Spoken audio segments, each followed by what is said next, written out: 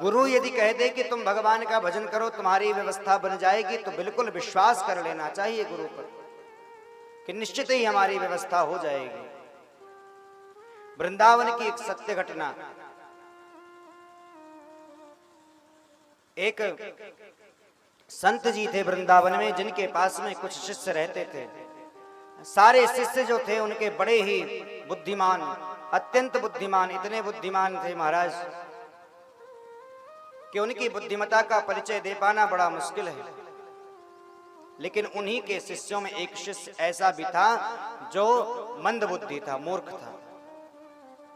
अगर उनके गुरुदेव कुछ कहते कि तुम ऐसा करो तो उसका उल्टा कर बैठता, लेकिन करता जरूर था। वो गुरु की प्रत्येक बात को मानता और अपने हृदयंगम करता, गुरु की बात को कभी नहीं टालता।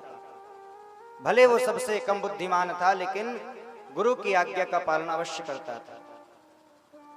तो गुरुदेव ने सारे शिष्यों को बुलाया और सबको एक माह के लिए, एक महीने के लिए अनेकानेक जो वृंदावन में स्थान है उन स्थानों पर रहने के लिए कह दिया कि जाओ जाकर के उस स्थान पर रहो और खाते पीते रहना और बढ़िया मौज मस्ती से भगवान का भजन करते रहना।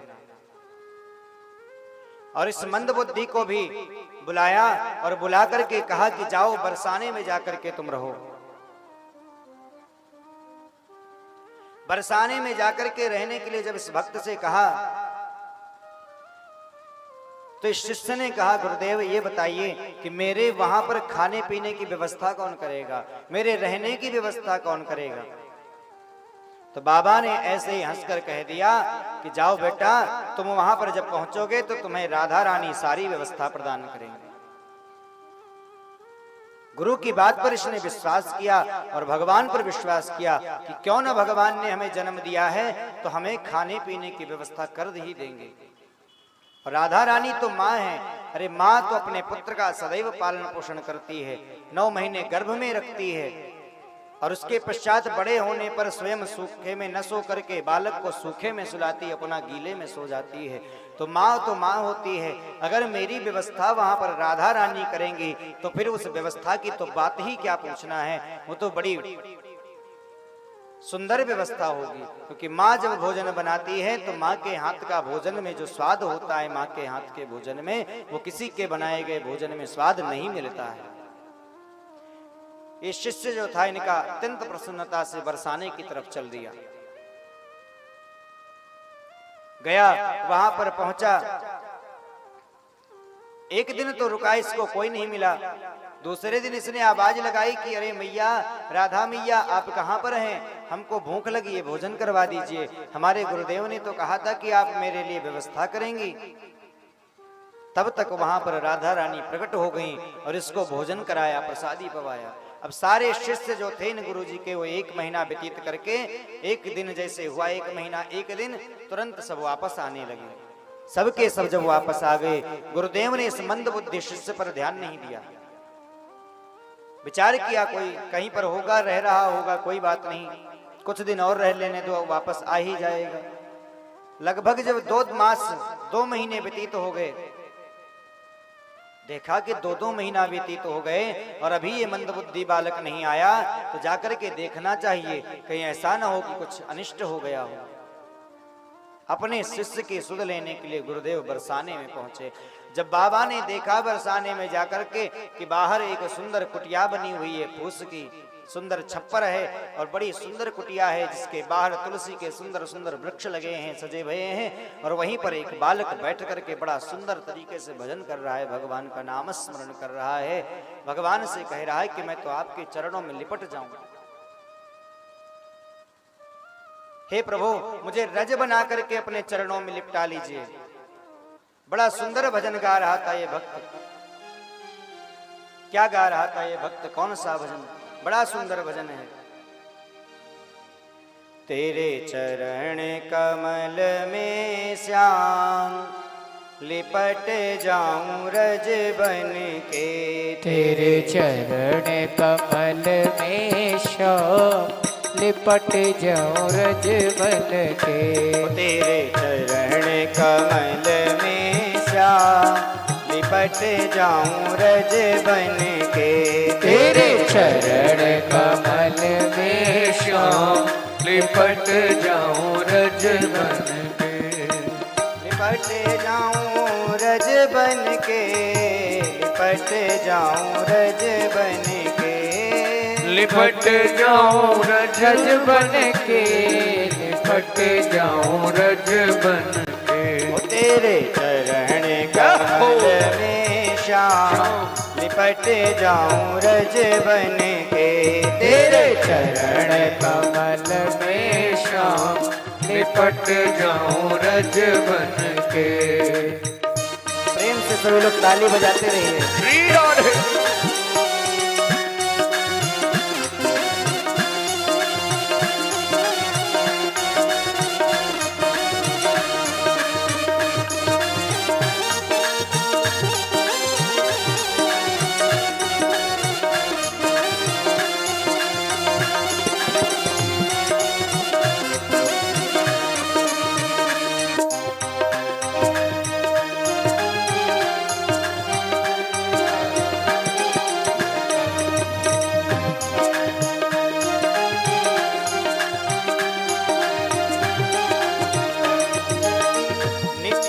तेरा दर्शन पाऊं, नित नित तेरा दर्शन पाऊं, नित नित तेरा दर्शन पाऊं, नित नित तेरा दर्शन पाऊं।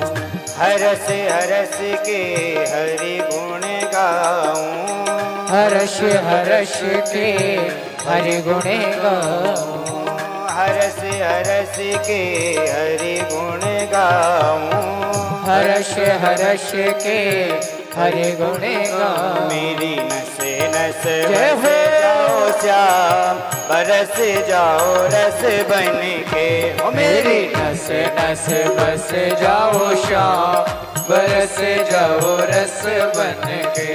तेरे चरण कमल में श्याम लिपट जाऊं रज बन के।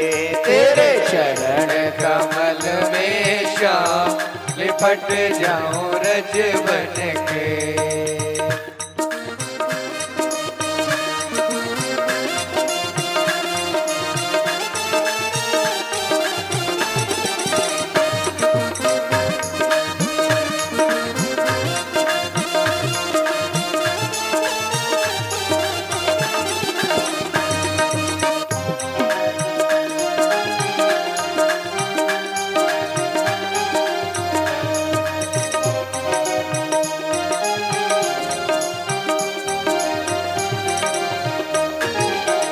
छिन छिन तेरा सुमिरन होवे, छिन छिन तेरा सुमिरन होवे, छिन छिन तेरा सुमिरन होवे, ओ छिन छिन तेरा सुमिरन होवे।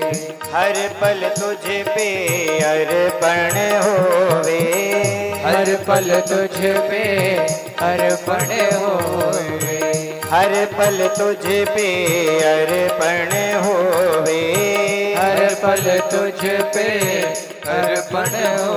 हरि सब दिन आया रुके मन के मन के। हरि हर दिन आठोया रुके मन के मन के। तेरे चरण कमल में श्याम लिपट जाऊं रज बन के। तेरे चरण कमल में श्याम लिपट जाऊं रज बन के। तेरे चरण कमल में श्याम लिपट जाऊं रज बन के। तेरे चरण कमल में श्याम लिपट जाऊं रज बन के। लिपट जाऊं रज बन के, लिपट जाऊं रज बन के, लिपट जाऊं रज बन के। बोले राधा रानी सरकार की जय हो। जब गुरुदेव ने देखा कि इतना सुंदर भजन गा रहा है मेरा शिष्य, तो बड़े प्रसन्न हुए। पहले तो उन्होंने पहचाना नहीं और विचार किया कि चल करके पहले तो इस बालक से पूछें कि कहीं इसने मेरे शिष्य को तो नहीं देखा। और जैसे ही उस शिष्य के सामने पहुंचे, बालक के सामने पहुंचे, जैसे ही उस शिष्य ने देखा तुरंत आकर के चरणों में गुरुदेव गिर गया। गुरुदेव आप आ गए, मैं कब से आपकी प्रतीक्षा कर रहा था कि मेरे गुरुदेव जब आएंगे तभी मैं यहाँ से जाऊंगा। आप आ गए, आपकी बड़ी कृपा हो गई। अब गुरुदेव ने पूछा कि पहले तो ये बताओ बेटा कि तुम ठीक कैसे हो गए। तो शिष्य बोला कि आपने कहा था ना कि किशोरी जी कृपा करेंगी, राधा रानी कृपा करेंगी, श्याम जी कन्हैया जी कृपा करेंगे, तुम ठीक हो जाओगे, तुम्हारे खाने पीने रहने की सारी व्यवस्था वो करेंगी। तो उन्हीं की कृपा से, उन्हीं के द्वारा खिलाए गए प्रसाद से मैं ठीक हो गया। आपकी कृपा से मैं ठीक हो गया। जब माता ने आदि गुरु शंकराचार्य जी महाराज को तस्मै खीर खिलाया तो सारे वेद पुराण शास्त्रों का ज्ञान प्राप्त हो गया महाराज। और जिसको राधा रानी स्वयं खिला दें, अपने हाथ से भोजन प्रसादी पवा दें, फिर तो उसका जीवन धन्य हो जाएगा। तो राधा रानी इनको भोजन कराती थी। इन्होंने कहा, शिष्य ने कहा, गुरुदेव आपके कहने से आज मेरे ऊपर भगवान की कृपा हो गई। गुरुदेव भगवान की कृपा के कारण भगवती राधा रानी ने मुझे प्रसाद पवाया और मेरे रहने की व्यवस्था करी, मुझे भजन करना सिखाया, सब कुछ मुझे सिखाया राधा रानी ने। गुरुदेव प्रसन्न हो गए, अपने शिष्य पर बरसती किशोरी जी की कृपा को देख करके खूब प्रसन्न हुए। मन ही मन सोचने लगे कि मेरे कारण मेरी किशोरी जी को कितना कष्ट होता है। और यह जो शिष्य है इसने विश्वास किया कि भगवान रहने खाने की व्यवस्था करेंगे, इसलिए देवी भगवती राधा रानी ने इसके खाने पीने की व्यवस्था किया। तो इससे कहते हैं जो संतों के संग में रहते हैं, जो संत रहते हैं, संत जो होते हैं, उनकी व्यवस्था तो भगवान और भगवती राधा रानी स्वयं करती हैं।